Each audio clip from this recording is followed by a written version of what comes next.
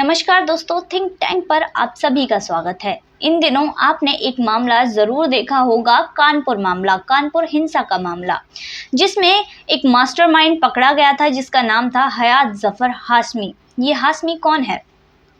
ये हाशमी जो है, इसके विदेश से भी कनेक्शन बताए जा रहे हैं। 48 करोड़ रुपए 3 साल में इसके अकाउंट में ट्रांसफ़र हुए हैं। ये पैसे किसने भेजे हैं? ये पैसे बाहर से भी आ रहे हैं, ये पैसे भारत से भी आ रहे हैं। भारत के भी कुछ लोग ऐसे हैं जो भारत में हिंसा करना चाहते हैं और इसके पास पैसे भेजते हैं। ये जो हयात जफर हाशमी है, कानपुर में पूछताछ के दौरान पता चला कि आज से कुछ 4-5 साल पहले तक ये जो शख्स था, इसकी हालत ऐसी थी कि यह पैरों में 2 रंग की चप्पलें पहनता था, 2 तरह की चप्पलें पहनता था। और आज इसके जो अकाउंट है उसमें करोड़ों का ट्रांजैक्शन पाया गया है, 48 करोड़ का ट्रांजैक्शन पाया गया है। इसने ऐसा ही कुछ किया था 2019 में। इसने 6 लाख लोगों को एक साथ सड़कों पर ला दिया था। इसने सोशल मीडिया की मदद से या बाकी नेटवर्कों की मदद से लोगों को भड़काया और इसकी पुलिस को कानो कान खबर नहीं हुई। उसने जो वहाँ का कॉलेज है, जुम्मे की नमाज के बाद ही एक शुक्रवार को जो है हलीम कॉलेज से एक क्राउड निकलता है। इसके बाद एक जुम्मा करके एक मस्जिद से निकलता है, दूसरी मस्जिद से निकलता है, घरों से निकलता है। ऐसे कर के बड़े चौराहे तक पहुंचने तक यह जो क्राउड है वह 6 लाख की संख्या में बदल जाता है। अब ऐसी स्थिति में कई लोगों की मौत भी हो जाती है, बहुत से लोग घायल हो जाते हैं।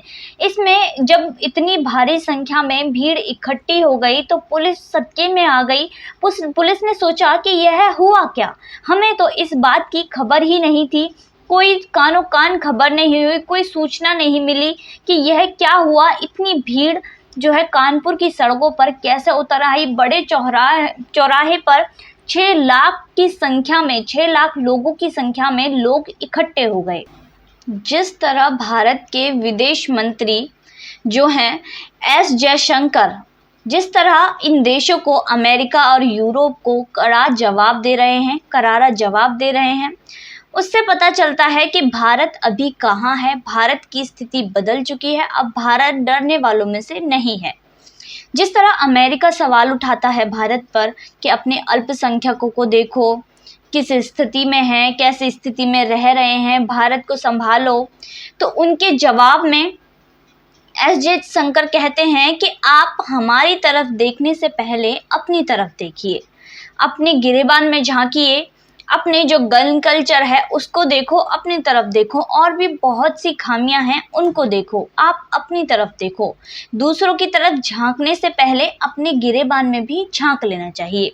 जिसके बाद यूरोप है, वो भी कई तरह के सवाल उठाता है, जैसे बहुत सी चीज़ें बोलता रहता है। तो यूरोप को भी भारत ने करारा जवाब देते हुए कहा कि अपना नज़रिया बदलो, भारत वो पुराना भारत नहीं रहा, आपकी सोच पुरानी है, इस पुरानी सोच को बदलो। हमने अपनी सोच कब की बदल दी है, अब नए भारत में झांक कर देखो तो आपको पता चलेगा कि भारत अब कहाँ है।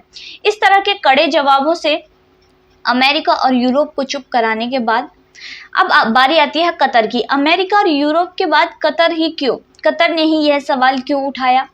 देखिए, जो कतर का जवाब आया था, कतर ने ऐतराज़ जताया था, वो जताया था 4 जून को। कतर ने 4 जून को ऐतराज़, ये जो हाशमी था ये पहले भी 2 वारदातों को, इसी तरह के जो कारनामे थे उनको अंजाम दे चुका था। पुलिस की बड़ी कमी ये रही कि जब ऐसे 2 कामों को पहले से ही अंजाम दे चुका था तो इसका फ़ोन सर्विलेंस पर क्यों नहीं रखा गया? इसका फ़ोन सर्विलेंस पर रखा जाना चाहिए था, इसकी हर एक एक्टिविटी पर ध्यान रखना चाहिए था।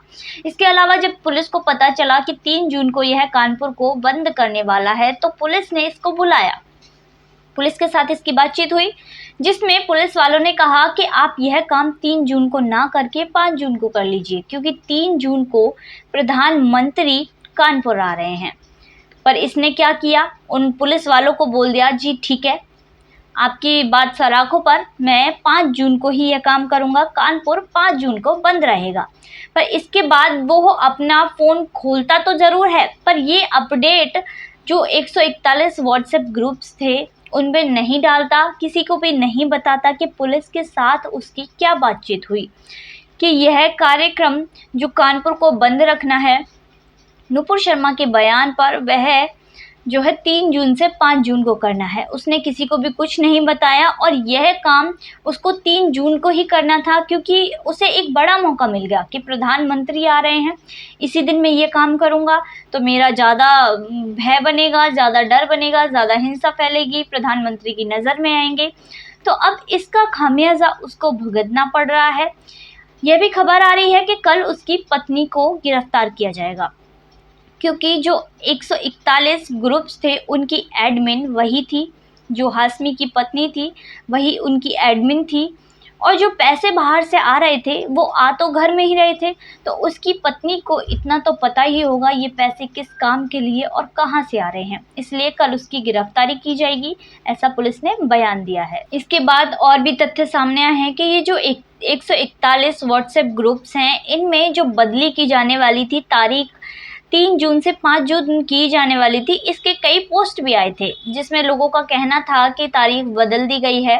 तो इसने और इसकी पत्नी ने उन लोगों से कहा कि यह खबर झूठी है, इस पोस्ट को डिलीट कर दो, और ये पोस्ट डिलीट भी की गई और इन लोगों को भड़काया भी गया। जब यह कारनामा हो रहा था, कानपुर बंद हो रहा था, कानपुर में हिंसा बढ़ रही थी, तो लगातार इसके ग्रुप्स पर पोस्ट आ रहे थे कि ये दुकान बंद हो गई, इसको बंद करवा दिया, यहाँ पत्थरबाजी हुई, लगातार पिक्चर्स आ रही थी, फोटोज आ रही थी, तो उन पे भी ये बढ़ावा दे रहा था, तारीफ़ें कर रहा था, इंशाअल्लाह इंशाअल्लाह ये हो गया, अब हमारा परचम लहरेगा, समथिंग ऐसा ऐसा कुछ ये बोल रहा था। अब ये जो इंसान है, जो पहले भी पिछले साल इसने एक वारदात को अंजाम दिया, 2019 में एक रैली निकाली, तो इसके बाद ऐसे इंसान को पुलिस की कमी यह रही कि सर्विलेंस पे क्यों नहीं रखा और इसको खुला क्यों छोड़ दिया। इसके अलावा जो इसकी बैंक डिटेल्स थी, अभी एक ही अकाउंट की डिटेल्स सामने आई है जिसका ट्रांजैक्शन 48 करोड़ का है। इसके अलावा ऐसा आदमी जो 141 व्हाट्सएप ग्रुप्स रखता है, तो ऐसा नहीं है कि वो एक ही बैंक अकाउंट रखता होगा, ये डिटेल्स एक अकाउंट की हैं, उसके और भी अकाउंट्स होंगे जो कि अभी तहकीकात की जा रही है, सामने आएगा, बताया जाएगा, पुलिस भी यह बताएगी और तहकीकात में जुड़ी है। अब बताया ये जा रहा है कि PFI के ऊपर भी 4-5 दिन पहले ईडी ने छापा मारा है, 17 जगहों पर छापा मारा और 33 अकाउंटों को सीज किया है।